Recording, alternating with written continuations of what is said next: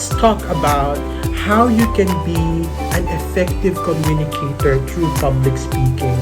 As you progress in your career, not only in the BPO industry, it can be as a teacher, as a professor, as a trainer, or in any organization that you are connected with, it is important that you learn how to be able to express yourself, not only to the people that you closely work with, but also to the people that you will be working outside of your team.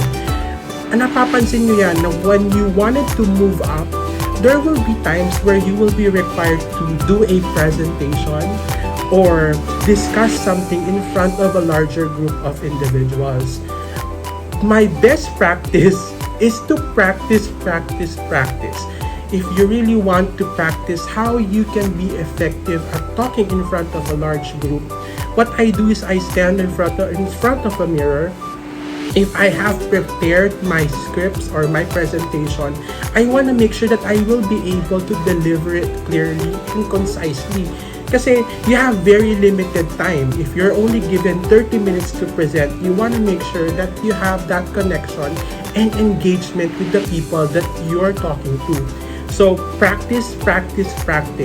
You can also record yourself and look if it's already the best version that you want to show when you're going to present it to a larger group. Another thing that I would do is I would do it in front of a close friend, or I do it with my family. That way, they can give me constructive criticisms. So when I say constructive criticisms, these are opportunities that they have identified while you're talking.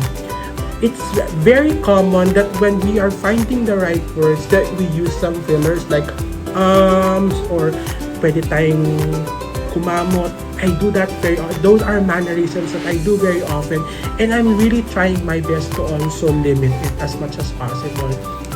There will be instances as well where I am mispronouncing words while I'm doing my practice. So it's really good that you practice first, identify the opportunities, and seek the guidance of other people who have done it effectively in the past. Tip number 1, isa sa pinaka-importante when you're doing public speaking, whether it's a small group or a big group, you have to make sure that there is an eye contact. Hindi kasi siya tulad ng pakikipag-usap mo sa barkada or sa friends where you can tap them para makuha mo yung attention nila. But when you are looking directly at them, that's making them feel that you want to engage with them, that there is a message that you want to deliver.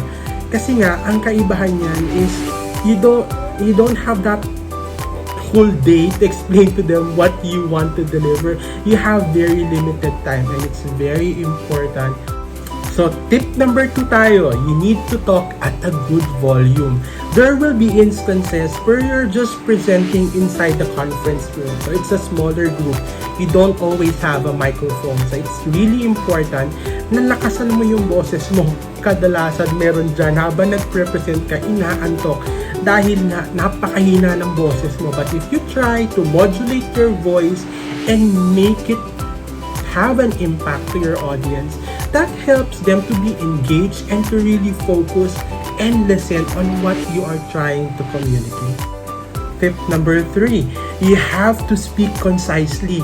You have to remember you don't have the whole day to explain your presentation. So focus and use the right words in order for you to deliver the message in a very limited time. That way, you're able to make your audience feel that it's worth their time listening to you. At the end of your presentation, you can encourage your audience to send you an email about their questions, or if you're given time for a Q&A, ask them to ask questions. That's the best opportunity for you to address the things that you feel have not been tackled or they may have missed during your presentation. Hindi madali ang public speaking. In my job as an account manager for a travel management company, a lot of times I'm required to do presentations for my client or for my bosses. And in those instances, I still feel personally that there are things that I need to improve on. And what I do is I always ask my boss, how do you feel about my presentation? What do you think are the opportunities that I need to do better when I do it the next time? Kasi when you really want to learn, you get inputs or feedback from other people. It's not good that you only learn from yourself. Sometimes, may mga tao kasi na hindi self-aware sa pagkakamali nila. It requires somebody else to tell them, hey, you need to work on this. You can do better at this. So if you really want to do better, or if you want to give your best, make sure that you practice, and then you find your own style on how you can do better at your presentations or your public speaking.